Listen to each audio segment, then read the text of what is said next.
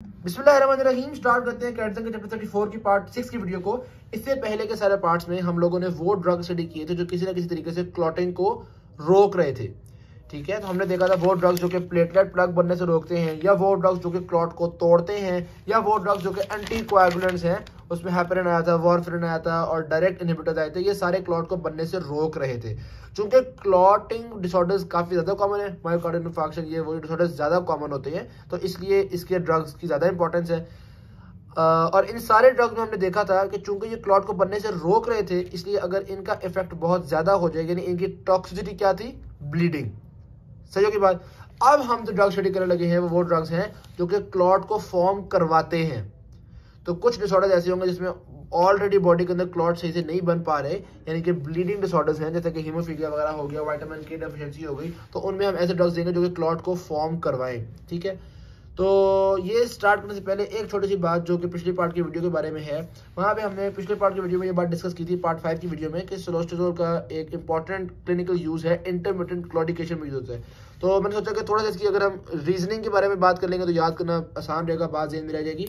यहाँ पे आपको याद है जब हम सोलोस्टेरोल और डायपिरिडोल का मैकेनिज्म ऑफ एक्शन डिस्कस कर रहे थे, तो उसमें हमने ये बात डिस्कस की थी कि ना सिर्फ ये साइक्लिक एएमपी को बढ़ाते हैं प्लेटलेट के अंदर, साइक्लिक एएमपी को बढ़ाने की वजह से प्लेटलेट ब्लॉक सही से नहीं बन पाता क्योंकि साइक्लिक एएमपी इनहिबिट करता है इसको, बल्कि ये साइक्लिक जीएमपी को भी बढ़ाते हैं, और साइक्लिक जीएमपी को बढ़ाने की वजह से ये वेजोडायलेटर कहलाते हैं।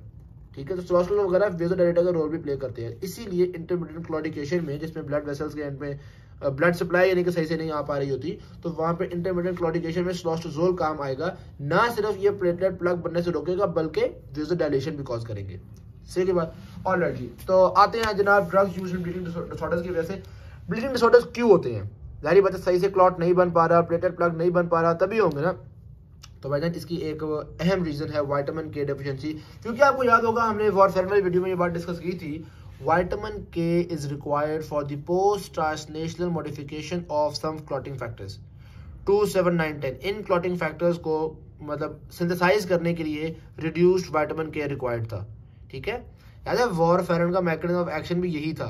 वारफेरिन बेसिकली इस एंजाइम को इनहिबिट कर रही थी, जिसकी वजह से रिड्यूस्ड विटामिन के नहीं बन पा रहा था और क्लॉटिंग फैक्टर्स नहीं बन पा रहे थे और क्लॉटिंग रुक गई थी। ठीक, तो हो सकता है किसी इंसान के अंदर कुदरती तौर पे विटामिन के की डेफिशिएंसी हो, तो उसकी जाहिर बात है जब विटामिन के की डेफिशिएंसी होगी तो भी उसके अंदर ब्लीडिंग डिसऑर्डर होंगे। ऐसे इंसान को ट्रीट करने के लिए हम लोग विटामिन के सप्लीमेंट्स दे देंगे। विटामिन के की डेफिशिएंसी क्यों होती है यार? एक तो देखो, एक फैट सॉल्युबल विटामिन है, तो अगर किसी के अंदर गट में फैट की मेल एब्जॉर्प्शन हुई हुई है, तो चूंकि ये फैट सॉल्युबल विटामिन है, इसने भी फैट के साथ मिलके ही एब्जॉर्ब होना होता है। तो कोई भी अगर मेल एब्जॉर्प्शन है, जो कि आमतौर पे ओल्डर पेशेंट्स के अंदर, एल्डरली लोगों के अंदर ये मसला होता है, तो उनमें विटामिन के डेफिशिएंसी हो सकती है। विटामिन के डेफिशिएंसी एक तो आपके पास मेल एब्जॉर्प्शन की वजह से होगी, ठीक हो गया। दूसरा विटामिन के डेफिशिएंसी आपके पास नियोनेट्स, बच्चों के अंदर कॉमन होती है। उसकी वजह ये होती है, देखो विटामिन के ना आपकी बॉडी के अंदर जो गट का बैक्टीरिया है वो विटामिन के प्रोड्यूस कर रहा होता है। तो जो बच्चा बिल्कुल भी पैदा हुआ है उसकी गट में बैक्टीरिया इतना डेवलप ही नहीं हुआ, तो बॉडी का जो अपना माइक्रोबायोम होता है वो उसमें इतना डेवलप ही नहीं हुआ होता। इस वजह से नियोनेट्स के अंदर भी विटामिन के की डेफिशिएंसी होती है। तो विटामिन के deficiency is common in elderly patients and in neonates. सही हो गया। तो ये ऑल्दो हम इंट्रोडक्टिव पैराग्राफ पढ़ रहे थे, लेकिन काफ़ी हद तक विटामिन के की डिटेल्स हमने स्टडी कर ही ली हैं। तो एक बार विटामिन के को देख लेते हैं और इसके बारे में क्या बात है। तो ये ओल्डर पर्सन के अंदर कॉमन होता है और न्यू बॉर्न्स के अंदर कॉमन होता है। तो जारी बात है, विटामिन के डेफिशिएंसी होगी तो उनके अंदर ब्लीडिंग होगी। इसको ट्रीट करने के लिए हम लोग ओरल या पैरेंटल फॉर्म में विटामिन के1 दे देते हैं। विटामिन के1 का औखा नाम जो है वो हमारे पास क्या है, फाइटोनाडायन। सही होगी बात। तो ये औखे नाम, इनको बस शौक होता है हर चीज़ का औखा नाम रखने का। यार विटामिन के1 याद कर लेते हैं बस, फाइटोनाडायन। और यूनाइटेड स्टेट्स में हर पैदा होने वाले बच्चे को हम खुद ही इंजेक्शन लगा देते हैं फाइटोनाडायन का, क्योंकि हमें पता है कि यार विटामिन के उनमें डेफिशिएंट होता ही है आमतौर पे। उसके अलावा विटामिन के आपको याद होगा वारफेरिन के इफेक्ट को रिवर्स करने के लिए भी हम लोग विटामिन के देते थे। सही होगी बात, क्योंकि वारफेरिन जो था वो क्लॉटिंग को रोक रहा था, विटामिन के की सप्लाई रोक के, तो हम कहते हैं विटामिन के लगा के उसके इफेक्ट को रिवर्स कर सकते हैं। तो एक बात तो विटामिन के को डिस्कस कर लिया। और बहरहाल इंट्रोडक्टरी पैराग्राफ में देखा जाए तो वो कह रहे हैं कि भाईजान एडमिनिस्ट्रेशन ऑफ विटामिन के से बाज़-औक़ात ब्लीडिंग डिसऑर्डर्स ट्रीट हो जाते हैं। बाज़-औक़ात अगर क्लॉटिंग फैक्टर्स ना बन रहे हों या क्लॉटिंग फैक्टर्स की कमी हो सकता है जेनेटिकली कमी हो, ठीक है, विटामिन के है लेकिन फिर भी लिवर ही नहीं बना रहा क्लॉटिंग फैक्टर्स को, तो ऐसी सूरत में हम लोग बने बनाए clotting factors, pre formed clotting factors का इंजेक्शन लगा देते हैं। बाज़ औक़ात हम एंटी प्लाज्मिन ड्रग्स दे देते हैं कि भाई जिस बंदे के अंदर अगर प्लाज्मिन ज़्यादा काम कर रहा है, यानी प्लाज्मिन क्या करता है, क्लॉट को तोड़ता है ना, तो अगर प्लाज्मिन ज़्यादा काम कर रहा है तो हम एंटी प्लाज्मिन ड्रग्स दे देते हैं।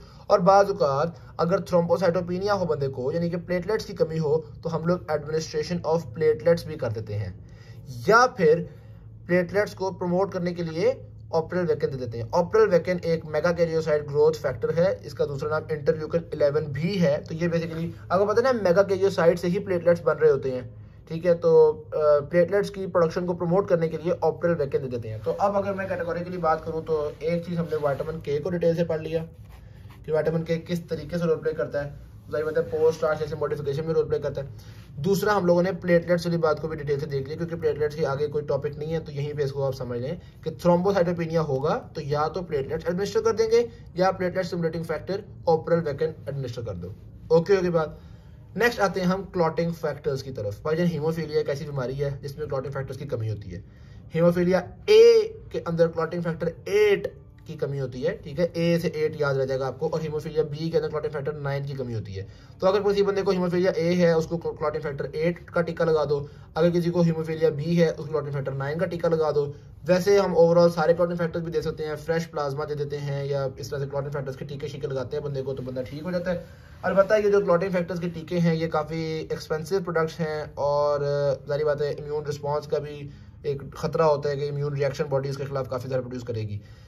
एक और मज़े की बात यह है, दिलचस्प बात यह है कि आपकी बॉडी के अंदर जो एंटी डायूरेटिक हार्मोन होता है, जिसको आप वेजोप्रेसिन भी कहते हो, ये वेजोप्रेसिन क्लॉटिंग फैक्टर 8 प्रोड्यूस करने में बड़ा अहम रोल प्ले करता है, ठीक है। Clotting factor 8 and von Willebrand factor produce करने में वेजोप्रेसिन का बड़ा अहम रोल है। तो हम कहते हैं कि यार अगर हम वेजोप्रेसिन का सिमिलर ड्रग डेस्मोप्रेसिन एसीटेट, जो कि वेजोप्रेसिन रिसेप्टर एगोनिस्ट है, अगर हम डेस्मोप्रेसिन एसीटेट दे दें किसी बंदे को, तो उस बंदे की बॉडी खुद ब खुद ज़्यादा फैक्टर 8 प्रोड्यूस करती है और वॉन विलिब्रेंट फैक्टर प्रोड्यूस करती है। तो यानी कि अगर छोटा मोटा हीमोफीलिया है, यानी कि थोड़ी बहुत फैक्टर 8 की डेफिशिएंसी है, तो डेस्मोप्रेसिन एसीटेट से भी काम चलाया जा सकता है। ऑलराइट जी, अब आ जाओ एंटी प्लाज्मिन ड्रग्स की तरफ। प्लाज्मिन क्या करता था? प्लाज्मिन भाईजान आपके क्लॉट को तोड़, प्लाज्मिन यहाँ पे दिखाया हुआ नहीं है इन्होंने, मेरे ख्याल बिग कैट के अंदर वो डायग्राम थी। खैर अभी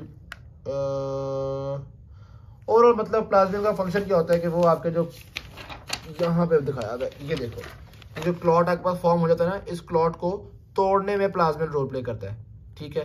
तो हम कहते हैं यार अगर किसी इंसान को ब्लीडिंग डिसऑर्डर्स है, इसका मतलब है उसमें क्लॉट बहुत ज़्यादा टूट रहा है, तो हम उसके अंदर एंटी प्लाज्मिन ड्रग देते हैं। प्लाज्मिन से कहते हैं यार खुदा का वास्ता है, जो क्लॉट बन रहा है उसको तुम ना तोड़ो, तो ब्लीडिंग पहले ही बॉडी में इतनी हो रही है, तुम सारे क्लॉट तोड़ी जा रहे हो, तो कहीं ना कहीं हमें क्लॉट लगा के तो ब्लीडिंग को रोकने दो, तो एंटी प्लाज्मिन ड्रग दे देते हैं। एंटी प्लाज्मिन ड्रग में 2 नाम बस आप याद रख लो तो काफ़ी है, एक है अमाइनोकेप्रोइक एसिड और दूसरा है ट्राइनेक्सामिक एसिड, ठीक है। ये ओरली एक्टिव एजेंट्स हैं जो कि हम देते हैं और ये प्लाज्मिन को रोकते हैं। प्लाज्मिन को रोकेंगे इसका मतलब है क्लॉट के ब्रेकडाउन को रोकेंगे, यानी कि फिब्रिनोलिसिस को रोकेंगे। क्लॉट का ब्रेकडाउन फिब्रिनोलिसिस ही हो गया ना, एक ही बात है सारी, ठीक होगी बात। एडवर्स इफेक्ट्स की बात की जाए तो जाहिर सी बात है थ्रोम्बोसिस तो होगा ही होगा। जैसे एंटीकोएगुलेंट्स का एडवर्स इफेक्ट ब्लीडिंग था, उसी तरह से ब्लीडिंग वालों के ड्रग्स का एडवर्स इफेक्ट थ्रोम्बोसिस होगा। हाइपोटेंशन है, मायोपैथी है, डायरिया है। ओके बात। तो आई होप सो कि ये पार्ट मुश्किल नहीं होगा आपके लिए। Thank you very much video. अच्छा, एग्जामिनेशन पॉइंट ऑफ व्यू से ये विटामिन के थोड़ा ज़्यादा इंपॉर्टेंट है, बाकी प्लेटलेट के लिए ऑप्टल वेकेन है, ये एक नाम अगर आप याद कर लो तो बस यही है, मेरा ख्याल है कोई इसमें खास इंपॉर्टेंट चीज़ नहीं है। Thank you very much video अच्छी लगी शेयर जरूर कीजिएगा, चैनल को सब्सक्राइब कीजिएगा। अल्लाह हाफिज़।